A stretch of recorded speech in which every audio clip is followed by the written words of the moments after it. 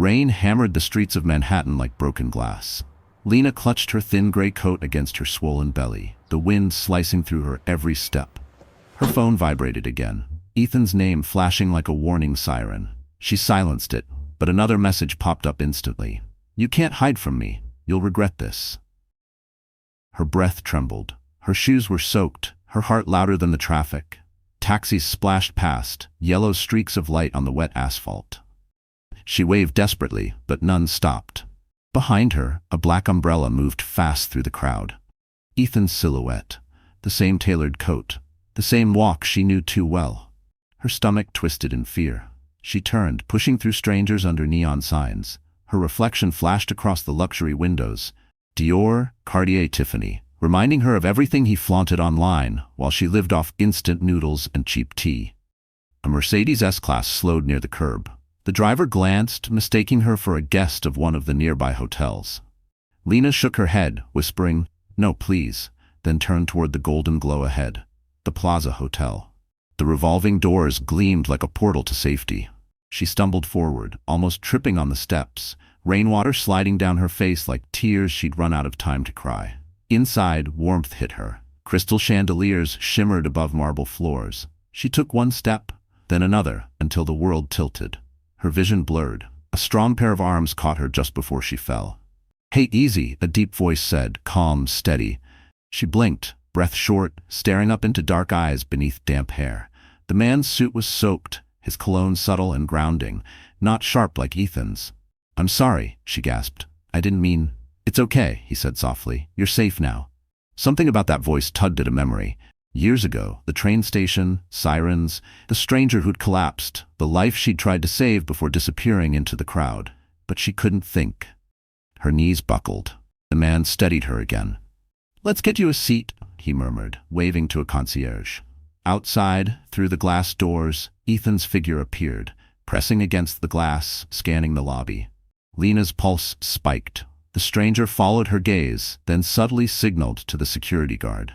"No one comes near her," he ordered, his tone suddenly authoritative. Lena trembled, whispering, "He's my ex. He'll hurt me." The man's jaw tightened. "Then he won't get the chance." The guard moved quickly, blocking Ethan from entering. For the first time in months, Lena breathed. The stranger handed her a towel, his hand warm but respectful. "You need to rest," he said. "Do you have somewhere to stay?"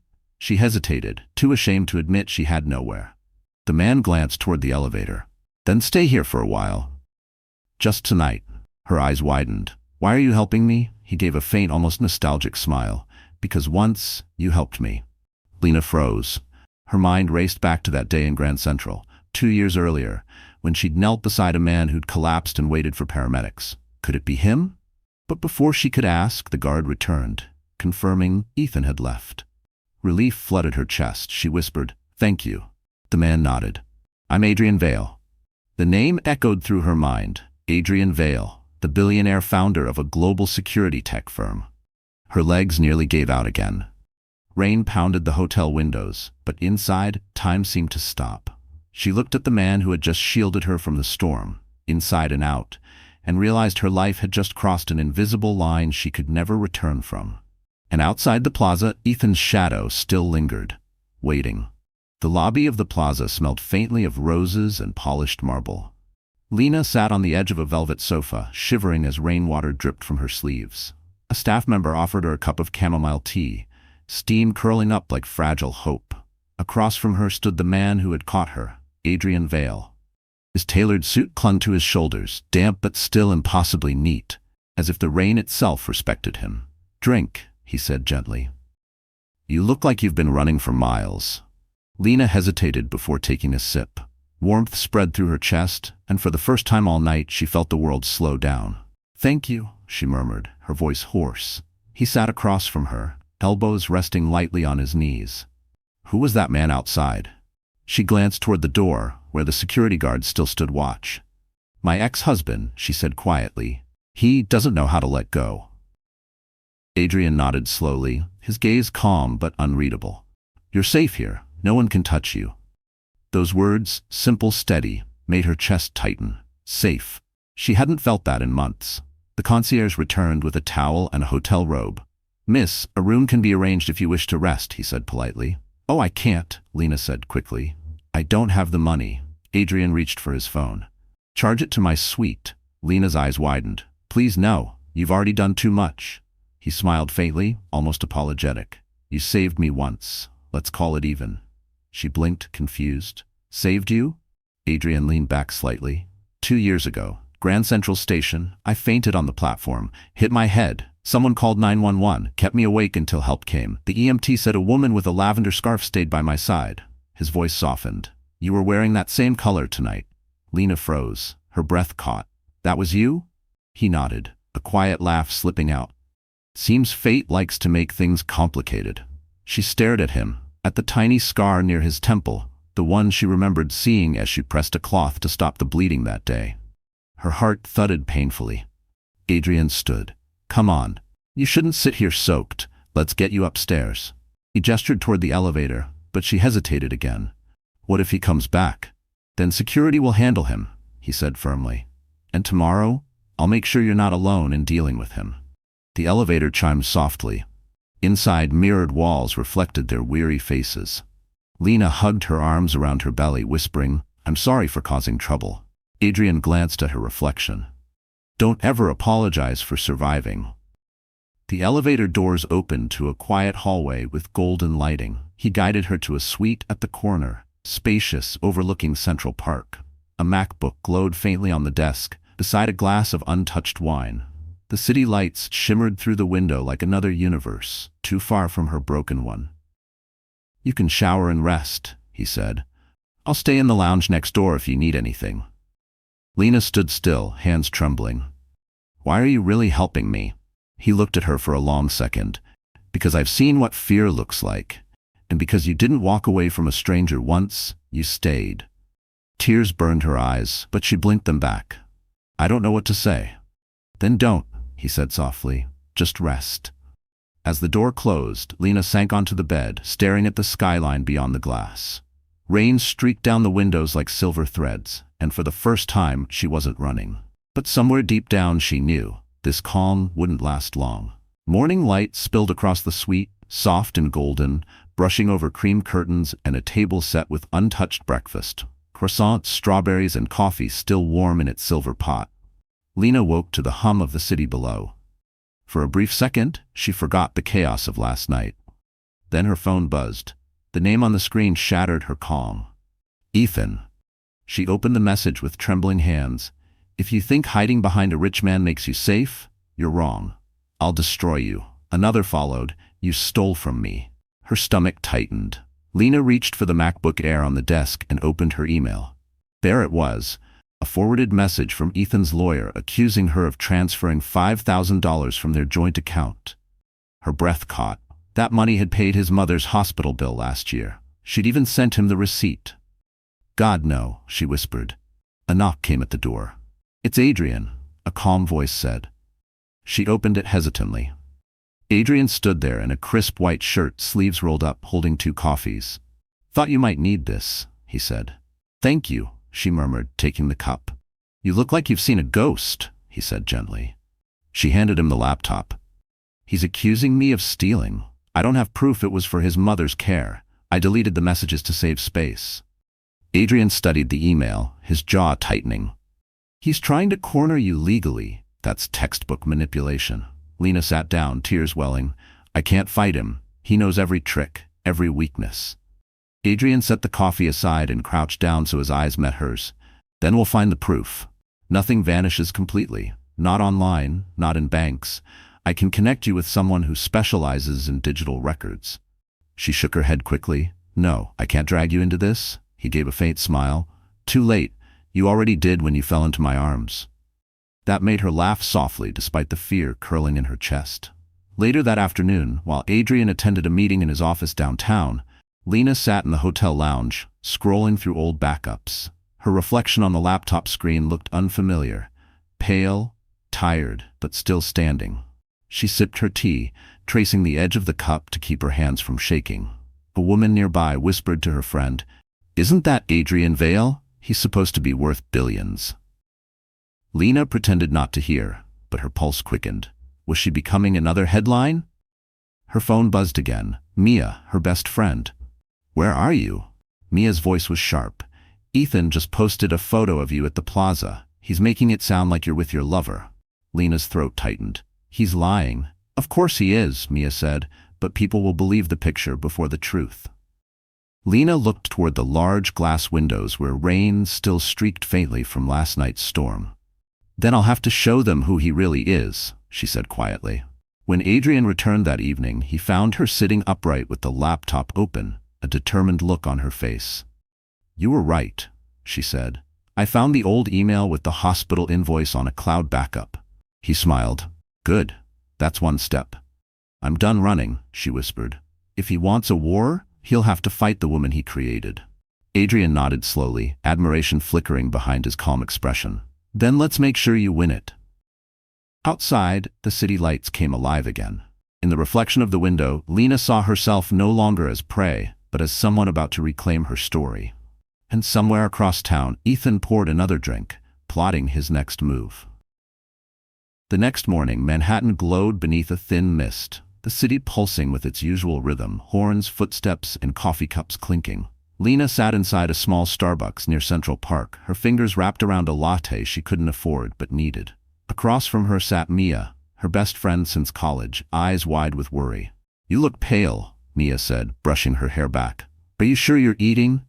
Lena forced a smile. It's just the baby, and everything. Mia sighed, pulling out her phone. I saw Ethan's latest post. He's saying you ran off with some billionaire. It already has hundreds of comments. Lena's stomach churned. He's turning my life into gossip. Not gossip, Mia said sharply. Defamation. You need to fight back. I can't, Lena whispered. If I go public, it'll hurt my baby, my reputation, and Adrian. I don't want to drag him through this. Mia leaned forward, lowering her voice. Wait, did you say Adrian Vale? The Adrian Vale? The tech security guy from Wall Street? Lena hesitated. Yes, but I didn't know who he was when I met him. I swear. Mia blinked, stunned. Oh my God, Lena, do you realize who he is?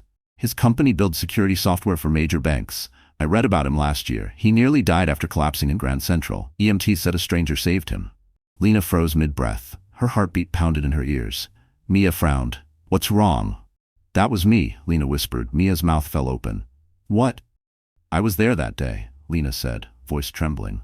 I'd just finished a double shift at the diner. He collapsed right in front of me. I didn't even think. I called 911, did CPR until the paramedics arrived. He thanked me before they took him away. I never saw him again. Until now. Mia sat back, shaking her head slowly. That's insane. Out of everyone in this city, you ran into him again? That's not coincidence, Lena. That's fate knocking twice. Lena looked out the window, where taxis sped past and the morning light shimmered across puddles. Fate. The word scared her. Fate didn't save people like her. It tested them. Her phone buzzed. Another message from Ethan. Enjoy your billionaire before he finds out what kind of woman you really are. Mia saw her flinch. He's still harassing you? Lena nodded weakly.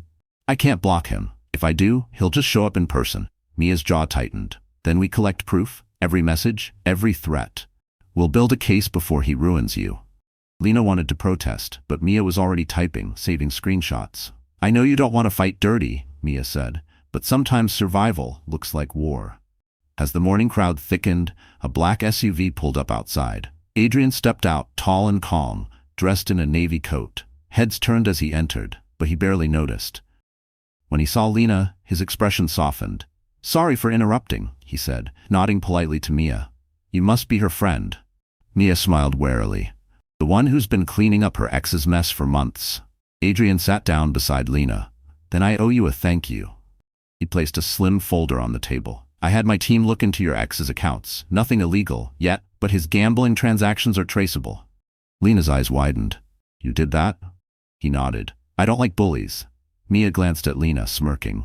Girl, I think you just found the one man your ex shouldn't mess with. Lena blushed, hiding her face behind her cup. For the first time in months, she let herself laugh. A small, trembling sound that carried more relief than joy. Outside, the rain had stopped, and the sunlight spilled through the window, touching her cheek like a quiet promise. But deep down, she knew peace was never permanent. Ethan wasn't done yet. By the end of the week, Lena's world felt like a ticking clock. Every minute brought another threat, another reminder of the life she was running from.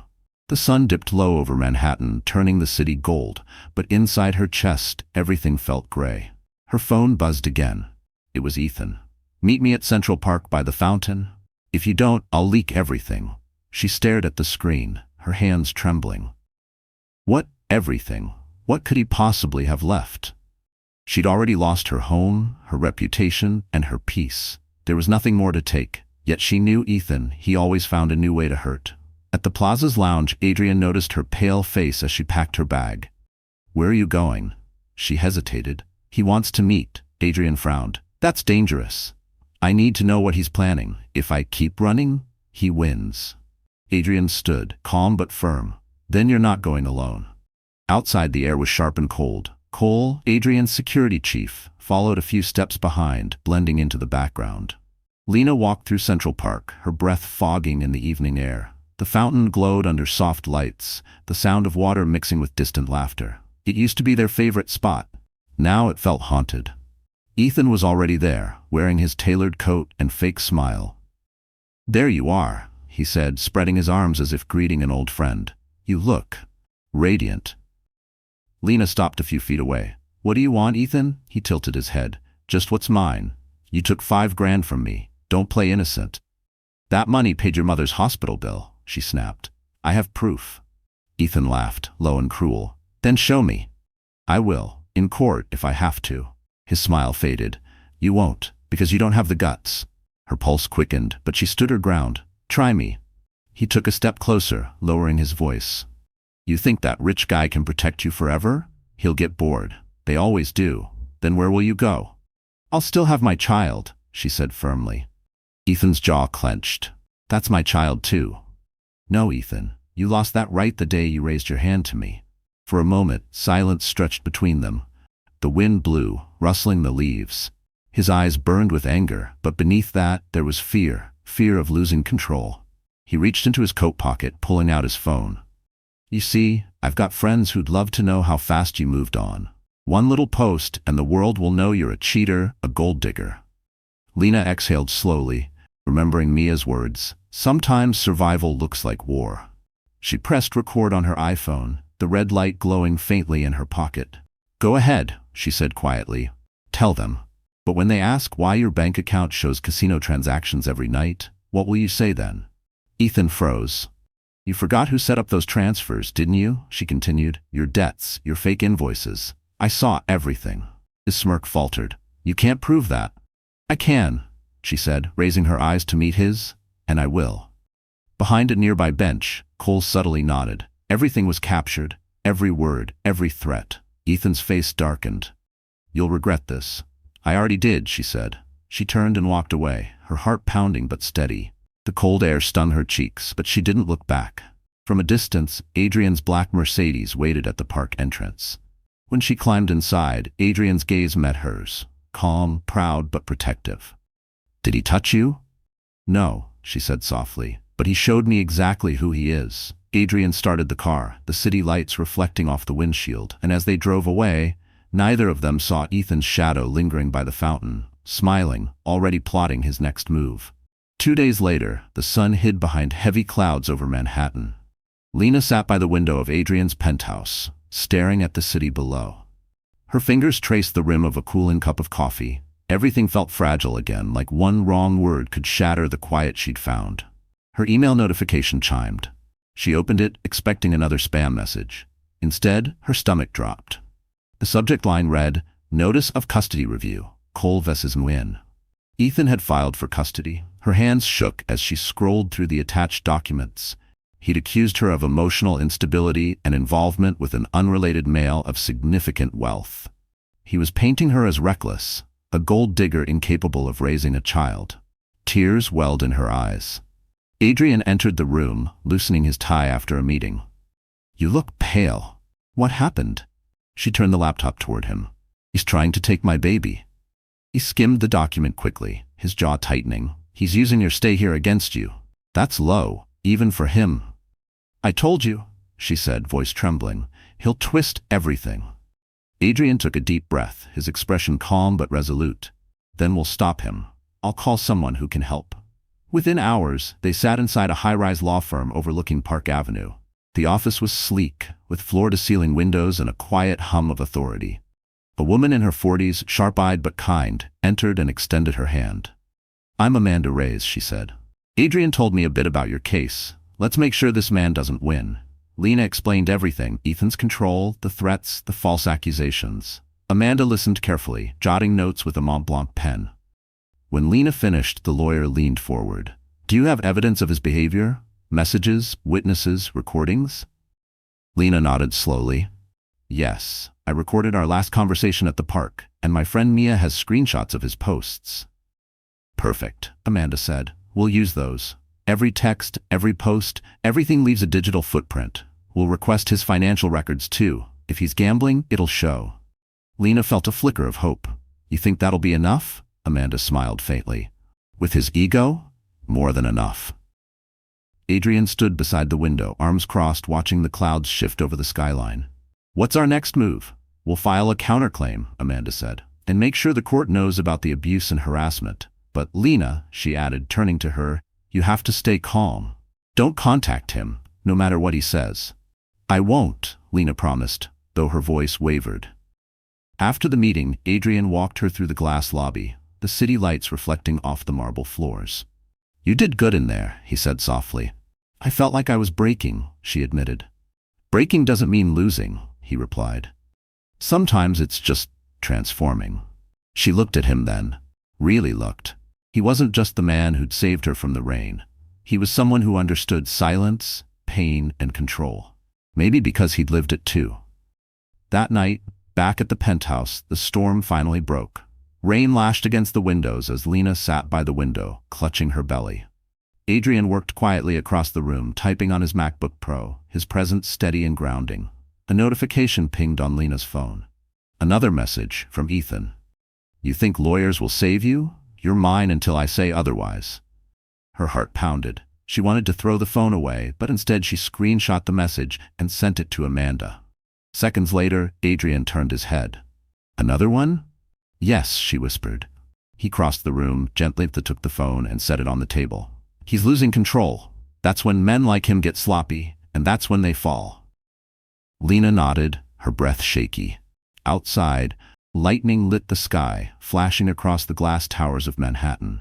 Somewhere between fear and exhaustion, Lena realized something. This wasn't just survival anymore. It was the beginning of her fight back. And in the reflection of the storm, she swore Ethan would never own another piece of her again. The invitation arrived in a thick white envelope embossed with gold. Adrian left it on the counter next to Lena's tea, saying casually, "It's a charity gala this Friday at the Ritz-Carlton. My company's sponsoring it. You should come." Lena blinked, startled. "Me? At something like that?" He smiled. "You've survived worse crowds." She laughed softly, though her heart thudded. She hadn't worn a proper dress in months, let alone stood under chandeliers surrounded by people who judged everything. Still, a part of her wanted to prove, to herself, to Ethan, that she could walk through fire and still look untouched. Friday night came with the glow of city lights stretching across Manhattan like gold veins. Adrian's driver opened the door to a black Mercedes, and Lena stepped out, her breath catching. She wore a pale blue gown, borrowed from Adrian's assistant. Simple but elegant, the kind that whispered confidence. Her hair, styled loosely, brushed her shoulders as she looked up at the grand entrance. Inside, the ballroom shimmered under crystal lights. Waiters glided with champagne trays, laughter floated like smoke, and cameras flashed near a velvet backdrop. The air hummed with luxury. Cartier watches, Dior perfumes, conversations about stocks and art. Lena followed Adrian through the crowd, staying close but not clinging. He moved easily, greeting executives and journalists, his composure effortless.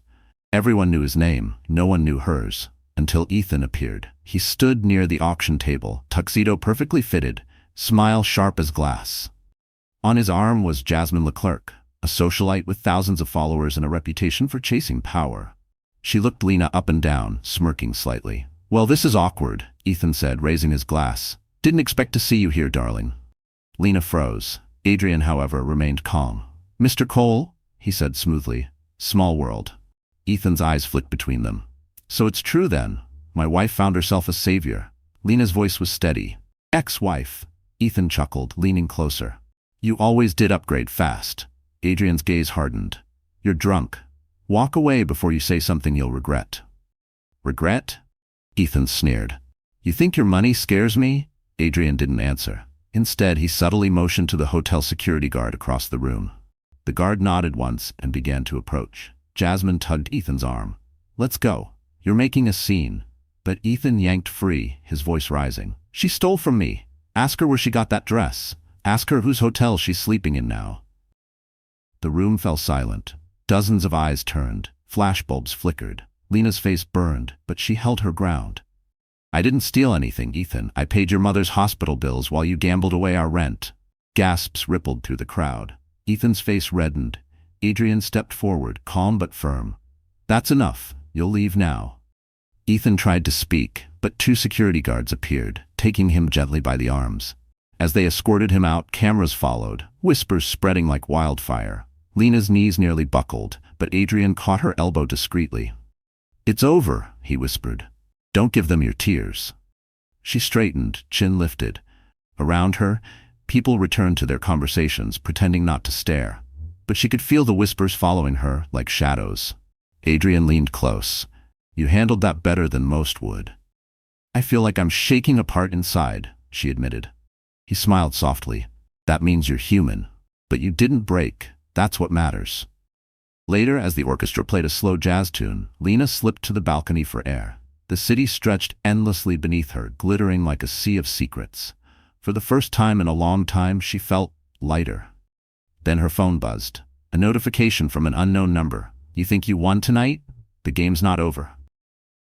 Lena's blood ran cold. She turned toward the ballroom, where flashes still went off, and realized Ethan had planted his next move before ever walking in. The following morning, the headlines were everywhere. Billionaire Adrian Vale defends pregnant woman from ex-husband at charity gala. Mystery woman sparks drama at Ritz-Carlton event. Lena stared at her phone, numb. Every photo, every comment twisted the truth. Strangers speculated about her belly, her dress, her past. The internet had turned her pain into entertainment. She switched off the screen, her pulse racing. He planned this, she whispered. Adrian looked up from his laptop across the suite. Ethan? Yes, someone was filming before the fight even started. He wanted this to go public. Adrian's expression darkened. Then he miscalculated. I don't lose control that easily. He called Cole, his head of security. Within an hour, Cole arrived with a small folder and a USB drive. We pulled the footage from the hotel's surveillance, he said. You'll want to see this. Adrian inserted the drive into his MacBook Pro. The video played, Ethan cornering Lena near the balcony, gesturing aggressively while whispering threats. In the background, a YouTuber with a vlog camera was filming his luxury lifestyle segment. The entire confrontation had been caught on film. Cole paused the video. That guy, Miles Porter, influencer, 1 million followers. He doesn't know he captured gold. Adrian looked at Lena. We'll contact him quietly, offer to buy the footage before Ethan does. Lena bit her lip. Won't that just make the story bigger? Maybe, Adrian said, leaning back. But sometimes the truth deserves a microphone. Later that afternoon, Lena met Miles at a cafe downtown. He was younger than she expected. Bright-eyed, nervous, clearly intimidated by Adrian's assistant, who sat nearby. Look, I didn't mean to invade anyone's privacy, Miles said quickly. I was just vlogging. You didn't, Lena said gently.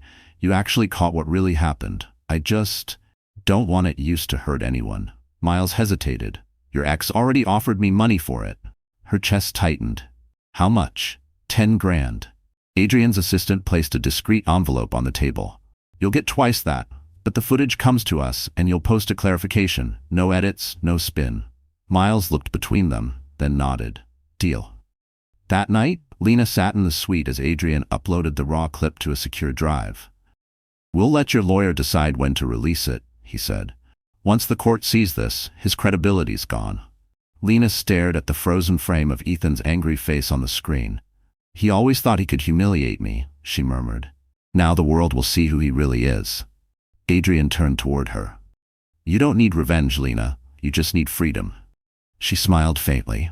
Maybe both. The next day, the video leaked. Not from them, but from Miles, who posted it before deleting it 5 minutes later. 5 minutes were enough. The internet exploded again, this time in her favor. Woman stood up to abusive ex at gala. Adrian Vale's mystery guest was a survivor. Ethan's PR team scrambled, but the damage was done. Sponsors backed away from his consulting business. Old rumors resurfaced. His perfect mask began to crack. Lena sat by the window of the suite that evening, the city glowing beneath her. She should have felt victorious, but all she felt was exhaustion. "Every time I breathe, he finds a new way to attack," she said quietly. Adrian poured her a cup of tea. That's what weak men do when they realize they can't own strong women. She looked up, meeting his eyes. There was warmth there, and something else, respect. Outside, flashbulbs still flared near the hotel entrance, photographers hoping for another headline. Lena closed the curtains. "Let them talk," she said softly. "This time, they'll talk about the truth." But as the room grew quiet, her phone vibrated again. A new message from an unknown number. "You think I'm finished? Watch what happens next." Her hands went cold. Adrian saw her expression change and stepped closer. "Ethan?" She nodded slowly. And somewhere in the dark corner of the city, Ethan smiled, because his next move wasn't about publicity. It was personal. 3 days later, Manhattan was drenched again. Gray skies pressing down on the city like a weight. Lena sat in Adrian's office on the 47th floor, staring at the folder Amanda Reyes, her lawyer, had just placed on the glass desk. The scent of coffee filled the room, blending with the faint hum of computers. Amanda adjusted her glasses. "We finally got access to Ethan's financial records," she said. "And Lena, you were right. Every lie he told, every accusation, leads back to him." Lena leaned forward, heart pounding. "What do you mean?" Amanda spread out printed pages. Bank statements, transaction histories, credit card logs. "These are gambling debts from an online casino registered under an alias. The same alias that received transfers from your joint account. He wasn't saving for business investments. He was betting everything." Lena's breath caught. "And the $5,000? "Paid directly to the hospital, we confirmed it." Relief flooded her chest, sharp and dizzying. For the first time in months, she had proof that she wasn't the thief he claimed she was. Adrian stood near the window, his reflection framed against the Manhattan skyline. "Once we release this," he said quietly, "his case against you collapses. But I need to ask, do you want to make it public or keep it private?" Lena hesitated. "If I go public, people will finally see who he really is. But it'll also drag me back into the spotlight." Amanda nodded. "It's your choice. The truth always comes with a price."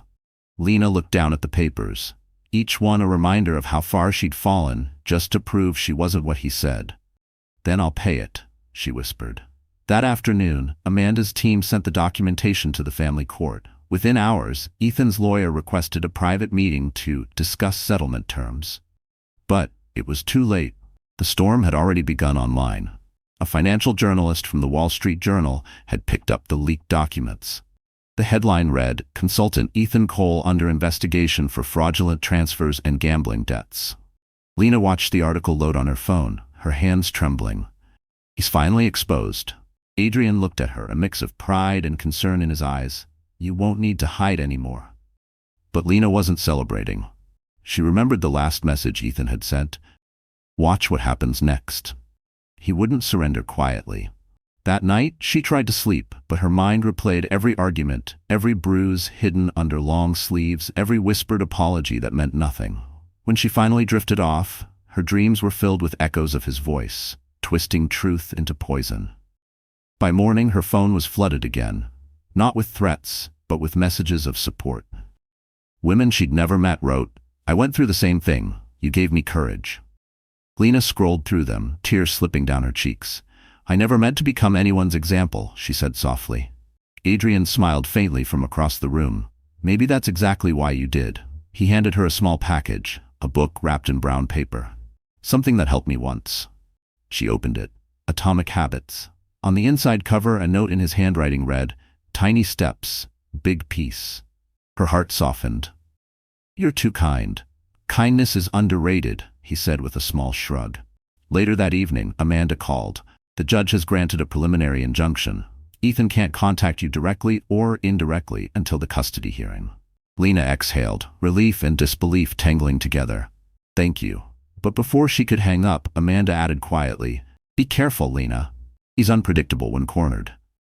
Lena looked out the window at the skyline glowing beneath the rain.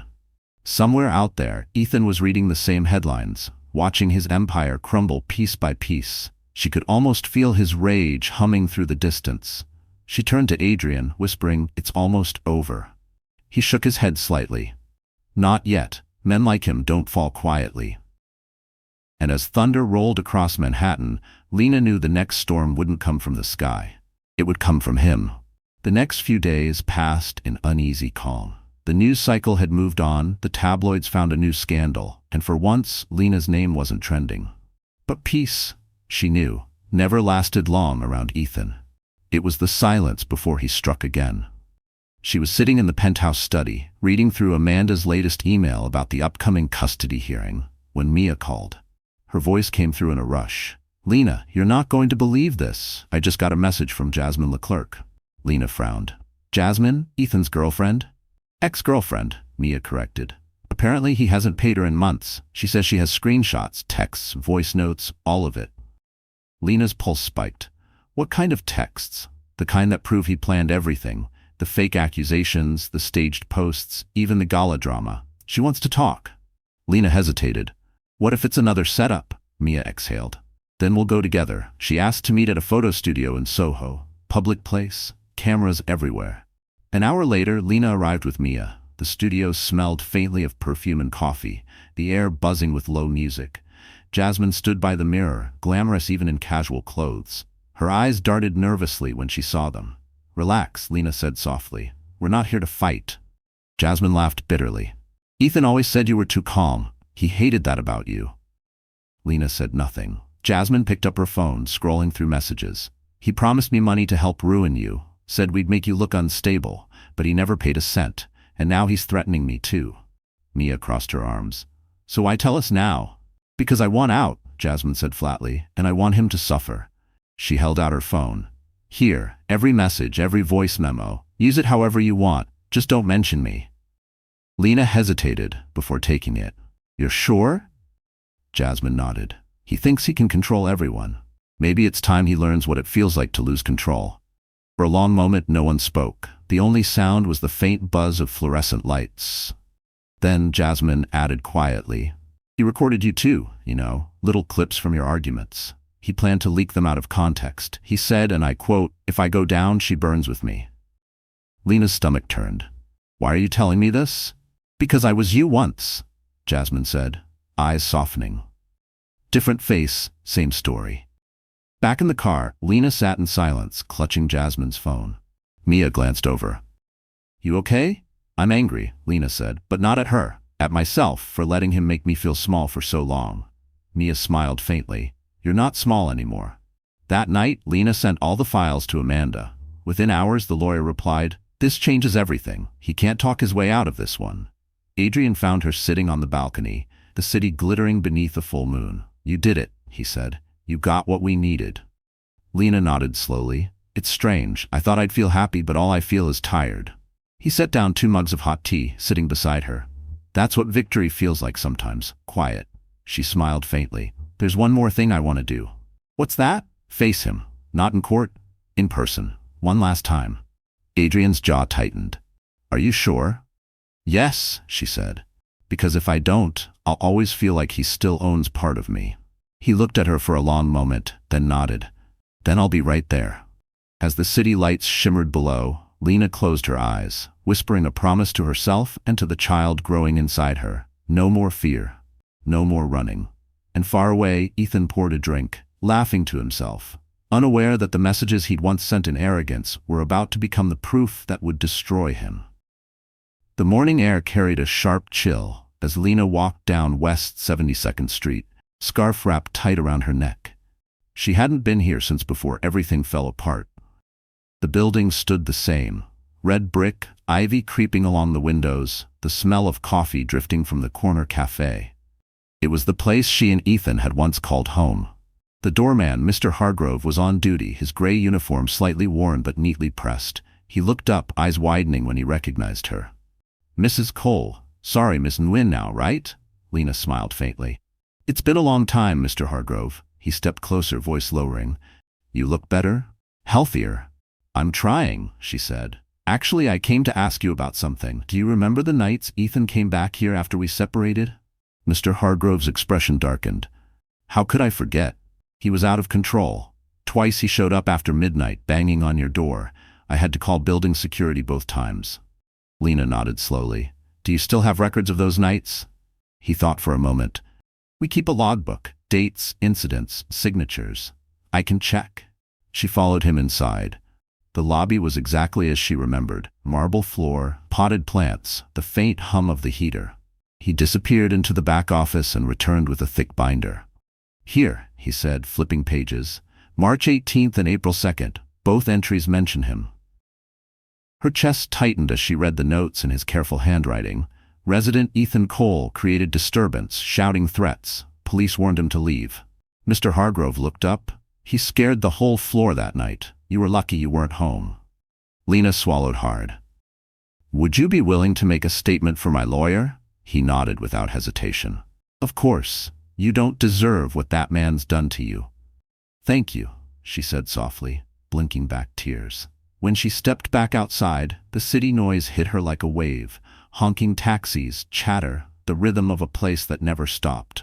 She bought a cup of soup from the cafe across the street, the kind she used to crave after long shifts. It was simple, warm, grounding. As she sat on a bench, her phone buzzed. It was Adrian. Everything okay? His voice asked through the speaker. I found someone who remembers everything, she said. He has proof Ethan caused public disturbances, actual logs. That's huge, Adrian replied. Amanda will want copies right away. We're almost there, Lena. She smiled weakly. I'm trying to believe that. You should, he said gently, because every lie he told is falling apart, one witness, one document at a time. After hanging up, Lena looked across the street at her old apartment window.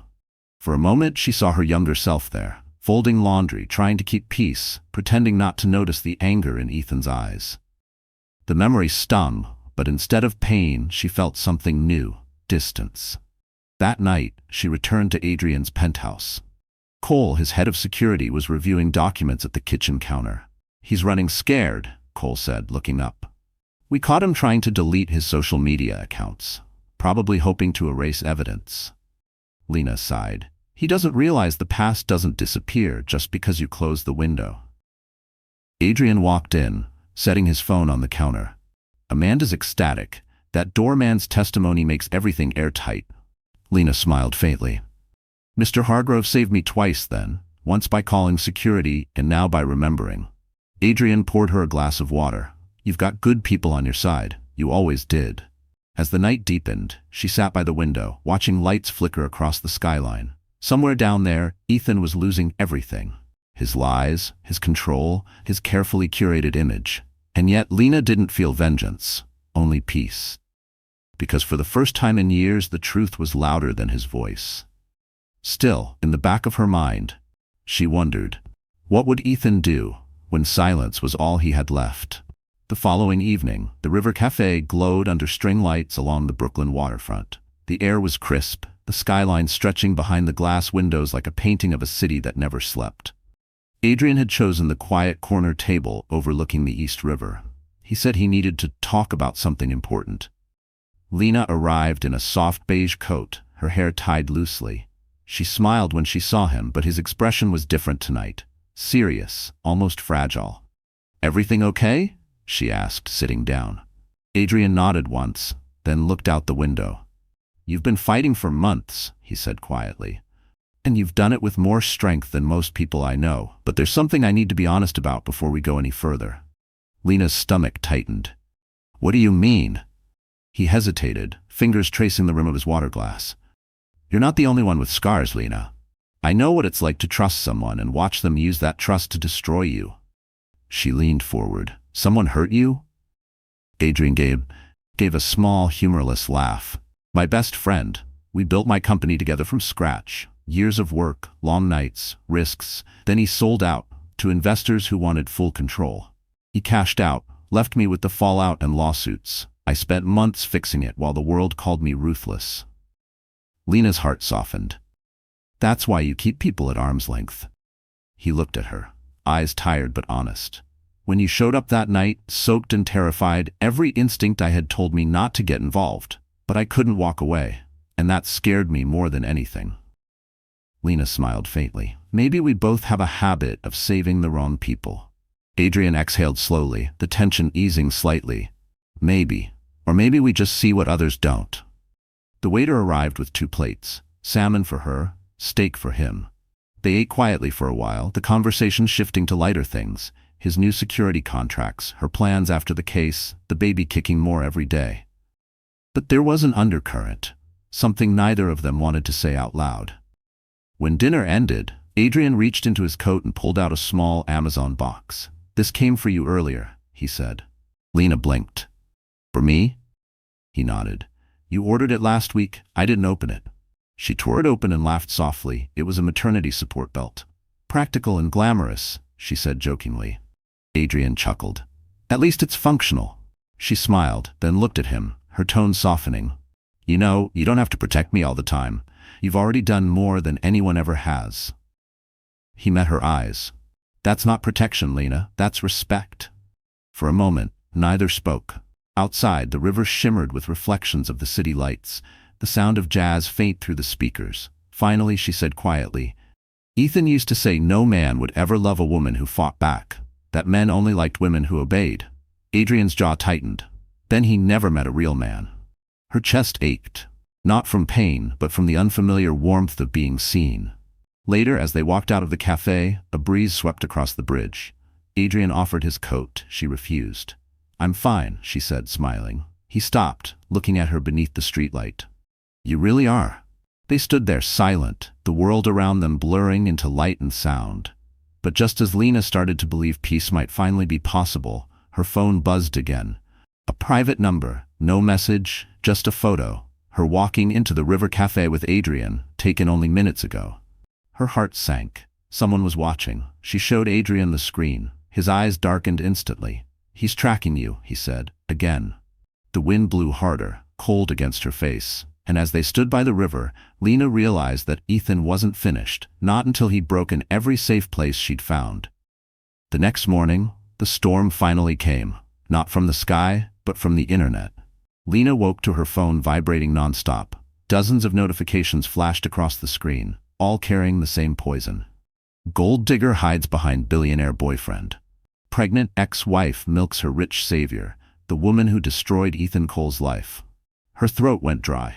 Ethan had done it again. She opened one post, a long caption from Ethan's verified account. "While I've tried to stay silent, I can't anymore. My ex-wife continues to exploit my name, spreading lies to gain sympathy. I loved her once, but she's not the woman she pretends to be." Hundreds of comments followed. Some called her brave, most didn't. Lena locked the phone and pressed it to her chest, breathing hard. Her baby kicked gently, as if sensing her panic. "It's okay," she whispered. "It's just noise." The door opened, and Adrian appeared, holding 2 mugs of coffee. One look at her face, and his jaw set. What did he do? She handed him the phone. He scrolled silently, eyes narrowing with each line. "He's weaponizing pity," he said finally. "Classic abuser tactic." "I thought exposing him would end this," she murmured. "I thought truth was enough." Adrian shook his head. "Truth doesn't go viral. Drama does." He pulled out his own phone and called Cole. "We need our media team now. Full digital sweep. No retaliation, just facts. If we shout back, he wins." Minutes later, Mia arrived, laptop under her arm, fury blazing in her eyes. "He's trending again, but we can flip it." She opened her computer, showing a folder labeled receipts. "We post the evidence, screenshots, the audio from the park, the logbook entries, everything, but without your name attached. No drama, no hashtags, just quiet truth." Lena frowned. "Won't people still twist it?" Mia smiled grimly. "Probably, but they'll have to twist proof now, not rumors." They spent hours crafting the release. Every image was time-stamped, every file watermarked. Adrian insisted on keeping it simple. No comments, no statements, just data. When it went live, it spread faster than expected. Within minutes, journalists began asking questions. A Wall Street reporter posted, "Documents suggest Ethan Cole may have fabricated allegations against ex-wife." Online, the tide began to shift. Comments changed tone. People apologized. Some didn't. But the truth had landed, and it was heavier than Ethan's lies. That evening, Adrian's office buzzed with low voices and phone calls. Screens displayed social analytics. Lena sat quietly by the window, exhausted. Amanda called in on speaker. "Great work. The court's taking note. His social behavior could influence the custody decision." Lena nodded, her voice small. "I didn't want this to turn into a war." Amanda replied firmly, "You didn't start the war, Lena. You're just ending it." When the call ended, Adrian turned to her. "You did good today." She smiled faintly. "I feel like I've been living in survival mode for so long, I don't even know who I am without it." Adrian leaned against the desk. "Then maybe it's time to find out." Later that night, she went for a walk outside the building, craving air. Cameras still lingered across the street, flashes popping occasionally. She kept her head down, walking past a Barnes & Noble on Fifth Avenue. In the display window, she noticed a familiar title, "Women Who Run with the Wolves." She bought a copy impulsively, tucking it into her coat. Back in the penthouse, she read one line that stopped her cold. "A woman who returns to herself finds power no one can take." Her hands trembled slightly, but this time it wasn't fear. It was something fierce. Something alive. Her phone buzzed again. Another text from Ethan. "You think they believe you now? Wait until they see what I've got next." She didn't flinch. She simply turned off the phone, set the book beside her bed, and whispered to herself, "I'm not afraid of you anymore." But outside, Ethan stared at his computer, uploading a new video, one that could destroy her all over again. The wind carried the first hints of winter as Lena stepped out of the cab and stared up at the Plaza Hotel. The same golden lights glowed above the entrance, the same marble steps where everything had started. She hadn't been back since that stormy night, the night she ran for her life and fell into Adrian's arms. Now she was back to finish what had begun here. Inside, the lobby smelled of polished wood and roses, faintly sweet and hauntingly familiar. People drifted by in tailored coats and silk scarves, oblivious to the ghosts that still walked these halls. Amanda had arranged for her to meet with the hotel's security manager. "We need verification," the lawyer had said. "If Ethan was violent that night, the hotel's report will seal it." Lena clutched her tote bag tightly as she approached the reception desk. "I'm here to see Mr. Latham," she said. The receptionist smiled politely. "Of course, Miss Nguyen, he's expecting you." Moments later, she was led to a small office tucked behind the grand hallway. Mr. Latham, the head of security, stood to greet her, a tall man with salt and pepper hair and kind eyes. "Miss Nguyen," he said, shaking her hand. "I remember that night well. The gentleman outside was causing us a scene." Lena's heart skipped. "So it's on record?" He nodded, pulling out a binder. "We keep reports for every incident. Here. March 11th. A male, mid-30s, refused to leave after being denied entry. Staff described aggressive behavior. You were listed as the guest under temporary protection." He slid the report across the desk. Her name was there, printed neatly beside Adrian's signature as responsible guardian. Her throat tightened. "Would you be willing to testify if needed?" she asked quietly. "Absolutely," he said without hesitation. "You were frightened that night. No one deserves to be treated that way." Lena smiled, relief washing over her. "Thank you, Mr. Latham. You just gave me the last piece of the puzzle." As she left the office, she paused at the base of the grand staircase, gazing up at the chandelier that glittered like falling stars. It was strange how a place of fear could now feel like victory. Outside, the air was crisp, the sky pale blue over Central Park. She walked toward the fountain, where families gathered and tourists snapped photos. Every sound, every detail felt clearer, sharper, as if the city itself was waking up with her. Her phone rang. "Amanda." "I have the report," Lena said quickly. "Security confirmed everything. Ethan was here that night. He was violent. It's all documented." Amanda's voice sounded triumphant. "Perfect. This, combined with the financial evidence and witness logs, makes your case unshakable. The court will see the pattern clearly now. Abuse, defamation, harassment." Lena's chest loosened. So this could really end soon? "It's already ending," Amanda said. "He's cornered." As Lena hung up, she noticed a familiar black car idling across the street. Her pulse jumped until the door opened and Adrian stepped out. He walked toward her, his coat catching the breeze. "I figured you might come here," he said with a small smile. "You like closing circles." She laughed softly. It feels right, standing where everything changed. He handed her a small paper bag from Starbucks. You skipped lunch again. She took it, smiling. You always notice. He shrugged. I try. For a moment they stood in silence, watching the park. Then Adrian said, You know, when I met you that night, I thought I was saving you. But maybe you were the one who reminded me how to fight for something real. Her eyes softened. Maybe we saved each other. Just then, her phone buzzed with a final message from an unknown number. You win this round, but don't forget who I made you. She read it once, then deleted it without replying. He can't touch me anymore, she whispered. Adrian nodded. No, he can't. As they turned to leave, the afternoon sun spilled through the glass doors, bathing her in light. And for the first time since that rainy night, Lena walked out of the plaza, not as someone escaping, but as someone finally free. The morning of the mediation hearing dawned clear but cold. The city seemed to hold its breath as Lena stood in front of the glass building on Park Avenue, her reflection trembling slightly on the surface. She adjusted the collar of her coat, the weight of her pregnancy pressing gently against her ribs. This was it, the day she would finally face Ethan without fear.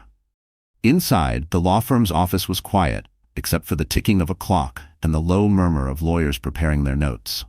Adrian stood beside her, his presence steady, a calm anchor in a room filled with tension.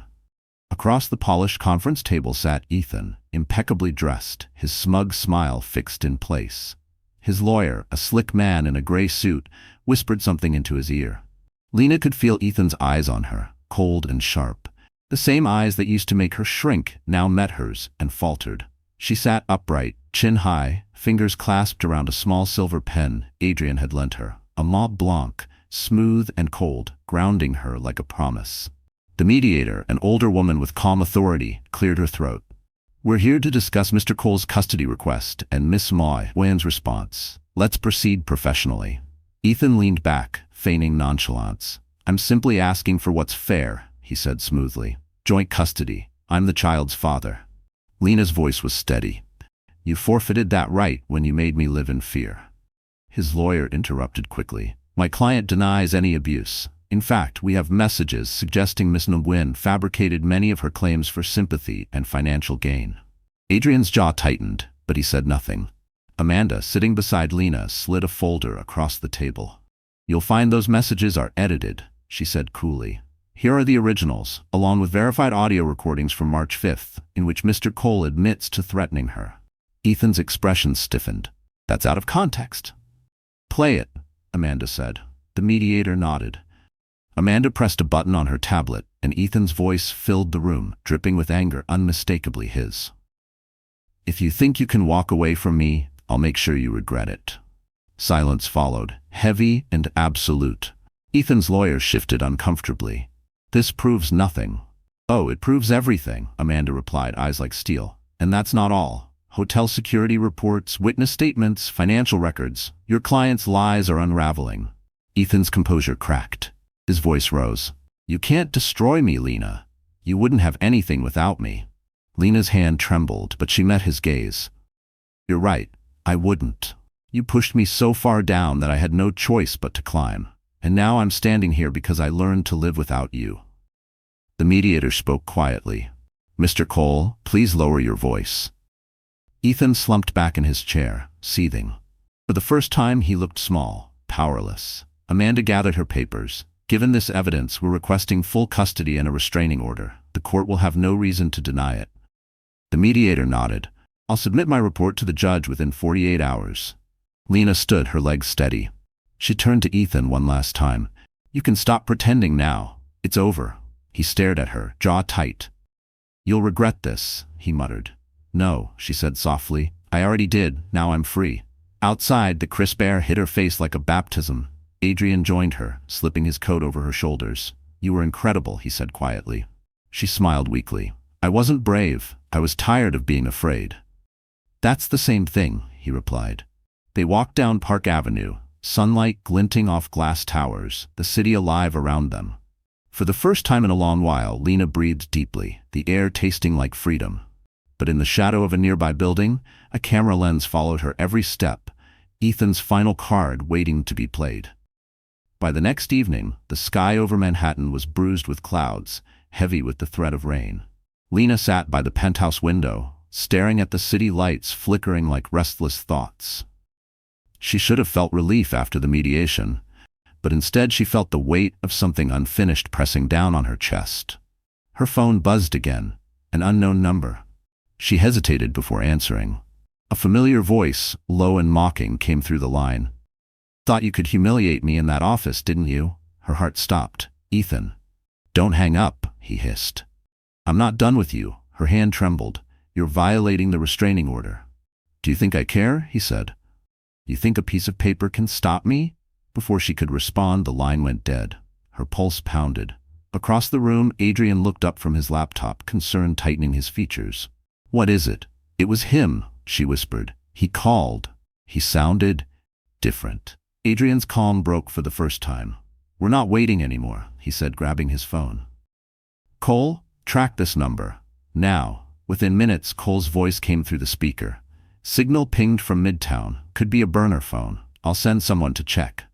Lena wrapped her arms around herself, shivering despite the warmth. "He's losing control, Adrian. He's dangerous." Adrian crossed the room, placing a hand on her shoulder. "He's desperate because you're winning. He can't stand being powerless." She nodded, but her eyes filled with tears. "What if he hurts someone else just to get to me?" "He won't," Adrian said firmly. "I'll make sure of it." The night deepened. Rain began to fall, soft at first, then harder, drumming against the glass. Lena sat on the couch, staring at the city, exhaustion pulling at her. She wanted to believe it was over, but fear gnawed at the edges of her thoughts. Her phone buzzed again, this time a text. No words, just a video link. She clicked before she could think. The screen filled with her image, footage from outside the courthouse earlier that day. She and Adrian walking together, his arm around her shoulders. The caption below read, "Meet the woman who manipulates powerful men for protection." It was posted from an anonymous account already spreading fast. The comments were vicious, mocking, filled with lies. Lena's breath came fast. "He's leaking this again. He's turning it all back on me." Adrian leaned over her shoulder, jaw tightening. "We'll shut it down. I'll call our PR team." "No," she said suddenly. "Not this time. Let me answer it my way." He hesitated, then nodded slowly. "You sure?" She looked at him, eyes steady.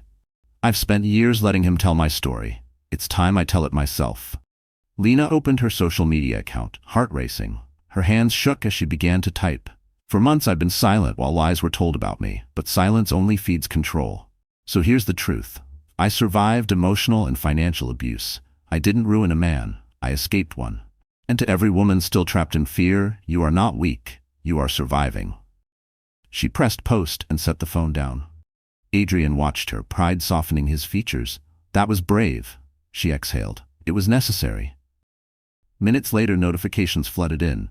Thousands of messages, most supportive, some cruel. But the tide was turning again.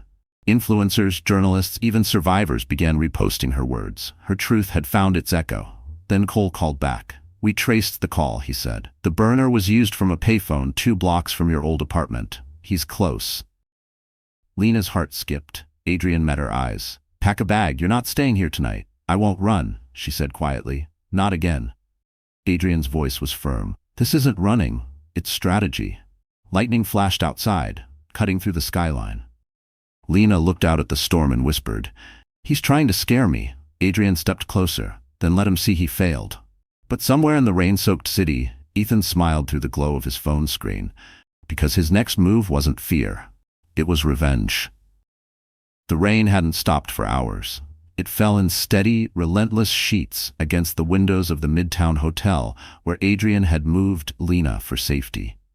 The room was quiet except for the distant hum of traffic and the rhythmic ticking of the wall clock.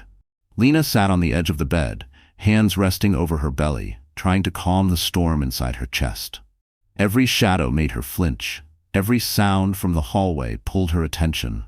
Ethan was out there somewhere, watching, waiting.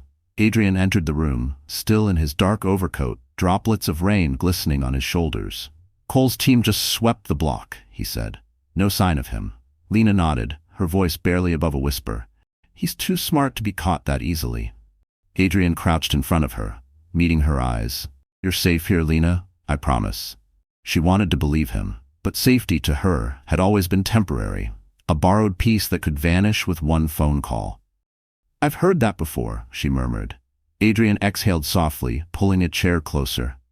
There's something I need to tell you, something I've been holding back. Lena frowned. What do you mean?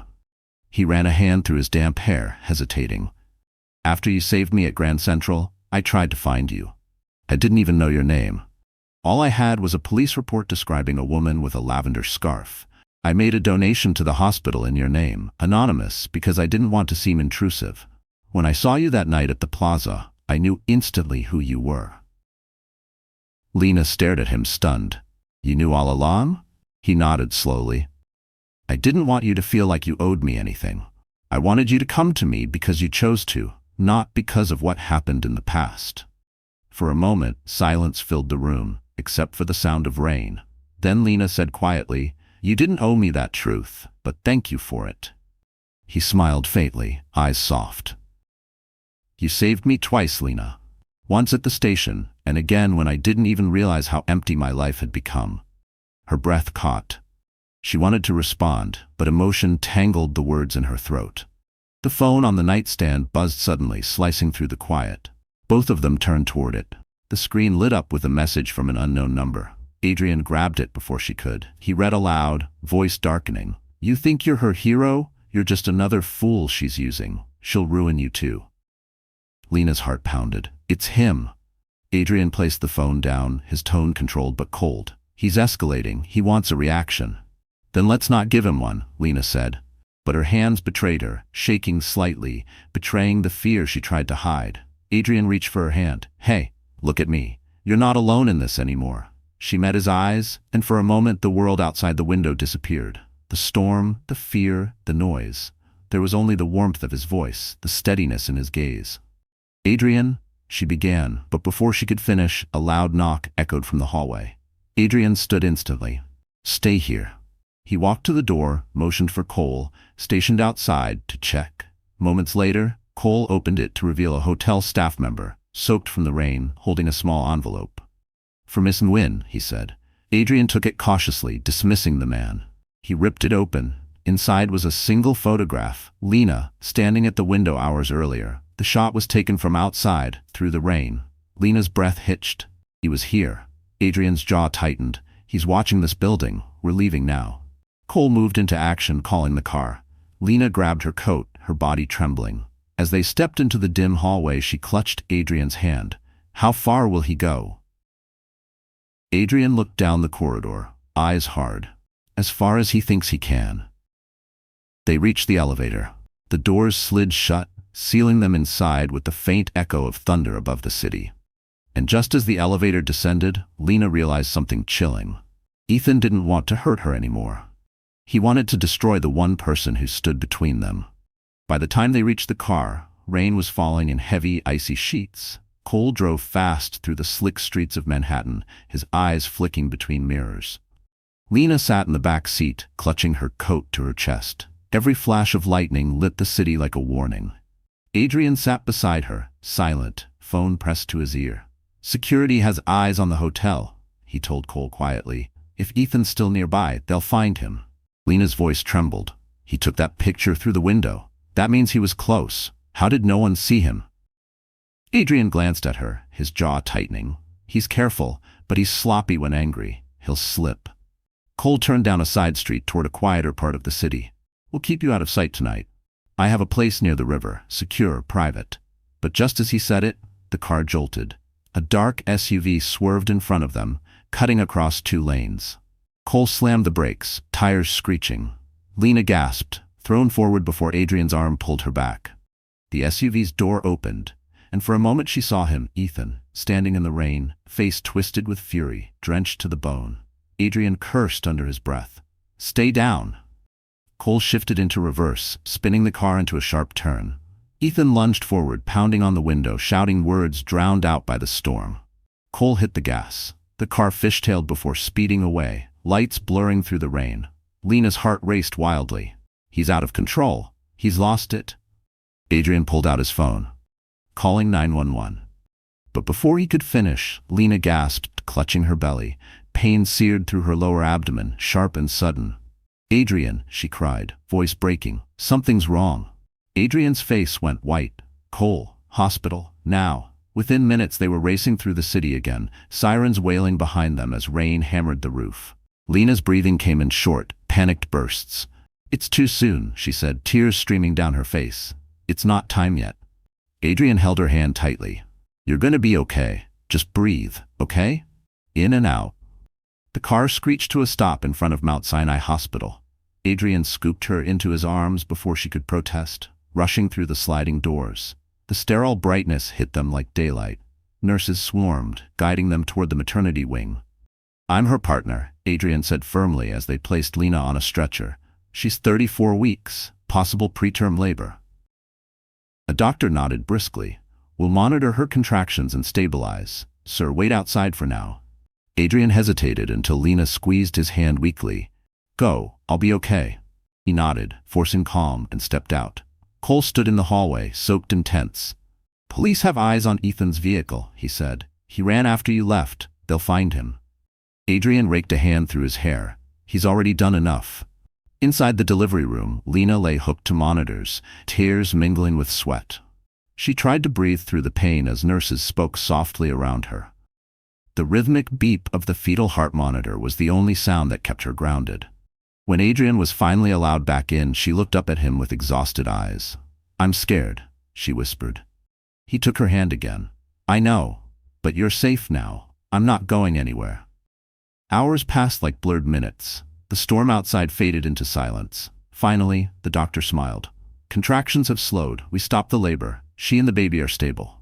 Adrian exhaled for what felt like the first time in hours. He brushed a strand of hair from Lena's face, his touch gentle. "You did it," he murmured. She smiled faintly, eyes glassy. "No, we did." Outside the hospital window, dawn broke over the skyline, pale and soft. But in the quiet hallway beyond the maternity ward, a police officer spoke into his radio. "Suspect's vehicle found abandoned near the river. No sign of him." Adrian froze when he overheard. And as sunlight touched the city, he knew. Ethan hadn't run. He was waiting for the right moment to return. 3 weeks later, winter sunlight spilled through the tall windows of the Manhattan family court. The city outside moved like clockwork. Cars honking, heels clicking. But inside the courtroom, time felt suspended. Lena sat at the plaintiff's table, her palms damp against the smooth wood. She was calm on the surface, but her pulse was thunder beneath her ribs. Across the room, Ethan sat with his attorney. He wore an expensive suit, every inch of him polished to perfection. To anyone else, he looked like a grieving man wronged by fate. But Lena knew better. She saw the tightness in his jaw, the bitterness behind the fake remorse. Adrian sat quietly behind her, his presence steady. He had chosen not to speak today. This was her fight, and she would finish it herself. The judge, a woman in her 50s with gray-streaked hair, called the session to order. "We're here to finalize custody proceedings and review evidence concerning harassment, defamation, and financial abuse." Amanda stood. "Your Honor, my client, Miss Nguyen, has provided extensive evidence of Mr. Cole's misconduct. Financial records, witness statements, and digital threats." She gestured toward the screen where a slideshow appeared. Screenshots of Ethan's messages, timestamps, bank logs, even the hotel report from the plaza. All verified and authenticated. Ethan's lawyer rose sharply. "Your Honor, these so-called messages could have been altered. My client has maintained from the beginning." The judge raised a hand. "I've reviewed the digital forensic report. The data is consistent and unmodified." "Continue, Ms. Small, Reyes." Amanda nodded, moving to the final slide. "This," she said, clicking the remote, "is an audio recording from March. Mr. Cole threatening Miss Nguyen with retaliation should she leave him." The sound filled the courtroom. Ethan's voice, unmistakable, venomous. "If you think you can walk away, I'll make sure you regret it every single day." Lena didn't flinch this time. She sat tall, hands steady on her lap. The judge's eyes flicked toward Ethan. "Mr. Cole," she said, her voice cool, "do you deny this is your voice?" Ethan shifted, jaw tightening. "It's taken out of context. She provoked me." Amanda interjected, tone sharp. "There's no context that justifies a threat, Your Honor." The judge leaned back. "I agree." The room went silent.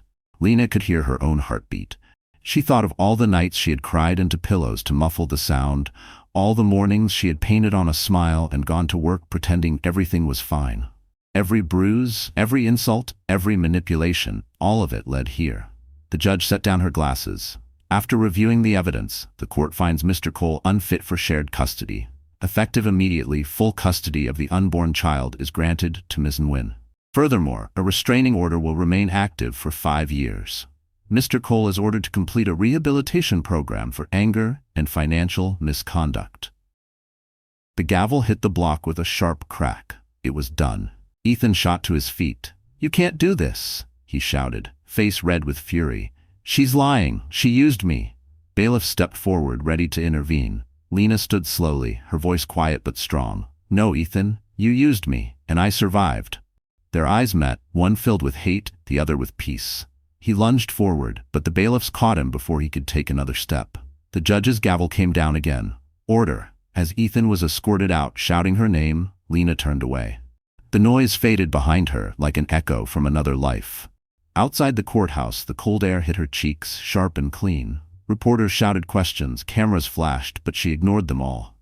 Adrian stepped beside her, placing his coat around her shoulders. "It's over," he said softly. She nodded, eyes glistening. "No, it's just beginning." He smiled faintly. "For you and the baby." She looked up at the winter sky, pale blue and endless. For all the women who think silence keeps them safe. And somewhere far from the courthouse, Ethan sat alone in a holding cell, his reflection in the metal wall finally showing him the man he had become. Small, powerless, forgotten. Snow dusted the streets of Manhattan like powdered sugar, softening the noise of the city. A month had passed since the verdict. Ethan's name had vanished from the headlines, his arrogance swallowed by the silence of his own downfall. For Lena, the world finally felt still again. She stood by the window of her new apartment overlooking the Hudson River, a small but warm space filled with morning light. The baby's crib sat near the window, a tiny bundle of peace beneath a soft gray blanket. Her hands rested on the railing as she watched the sunrise spread gold across the water. The apartment wasn't luxurious like Adrian's penthouse or the plaza's suites. It didn't need to be. Here, there were no memories of fear. Just the sound of a kettle whistling, the soft cooing of her newborn son, and the quiet promise of a new life. Mia knocked and entered with a grin, carrying a grocery bag. "I brought supplies, diapers, coffee, and something for your bookshelf." Lena smiled. "You're my hero." Mia set down the bag and pulled out a small wooden photo frame. Inside was a candid shot. Lena holding her baby in the hospital, eyes closed, exhaustion and joy written all over her face. "You looked peaceful for the first time," Mia said softly. "I thought you'd want to remember that." Lena touched the frame, her chest tightening. "Peace feels strange after so much chaos." "Get used to it," Mia said. "You earned every second." They sat together for a while, sipping coffee from mismatched mugs. On the counter lay a book, Women Who Run with the Wolves. Its worn spine showed how often Lena had opened it during sleepless nights, searching for pieces of herself in its pages. When Mia left, Adrian arrived quietly, knocking once before stepping inside. He held a box wrapped in simple brown paper. "Housewarming gift," he said. Lena laughed. "You're really bad at surprises." "I know," he admitted, setting it on the table. "Open it anyway." Inside was a small wooden mobile of stars and moons, handmade, painted in soft shades of white and gold. She looked up at him, eyes shining. "It's beautiful." He shrugged lightly. "He'll need something to dream under." For a moment, neither spoke. The air between them was full but calm. Adrian looked at the baby sleeping peacefully in the crib. "He has your calm," he said. Lena smiled. "And your stubbornness, probably." They both laughed softly. He hesitated before saying, "You know, when I first met you, I thought I was helping someone fragile." "But you were never fragile, Lena. You were just surviving in a world that mistook endurance for weakness." Her throat tightened. "You helped me remember that I had a choice." Adrian's gaze lingered on her for a moment longer before he said quietly, "Whatever comes next, you don't owe anyone your story anymore. You get to write it however you want." She nodded. "I already started." He smiled, then reached into his coat and pulled out a folded envelope. "One more thing. A contract. My company's starting a new foundation, grants for women rebuilding after abuse. I want you to be part of it. As a partner, not a charity case. Lena blinked, surprised. Are you serious? Completely, he said. You have a voice people listen to now. Use it. She looked at the baby, then back at him. Then yes, let's do it. He exhaled, relieved. Good. We'll make something real out of all this. As the day faded, Adrian left quietly, promising to return soon.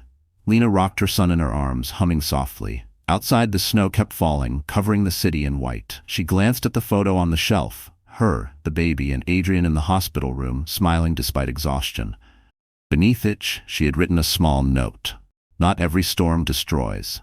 Some wash you clean. The baby stirred, and she whispered, We're safe now, little one. The kettle whistled again, and the scent of tea filled the air. The city lights blinked awake beyond the window, but inside their tiny apartment, everything was finally still. And for the first time since that night in the rain, Lena knew she hadn't just survived. She had begun to live. So, that's how Lena's story ends. She didn't just survive, she learned to live again. And if you're still here, watching until now, maybe something in her journey touched you too. Maybe it reminded you that pain doesn't define you, how you rise from it does. You see, Marcus Aurelius once wrote, the obstacle is the way. Every storm, every betrayal, every loss, it's not there to break you, but to rebuild you. Lena found peace not in revenge, but in reclaiming herself. One quiet breath at a time. And that's something all of us can do. Start again, no matter how dark it gets. If this story moved you, don't just scroll away. Leave a like, share it with someone who might need a little light tonight, and subscribe to our channel. Because here, we believe healing isn't the end of the story, it's the beginning of a new one.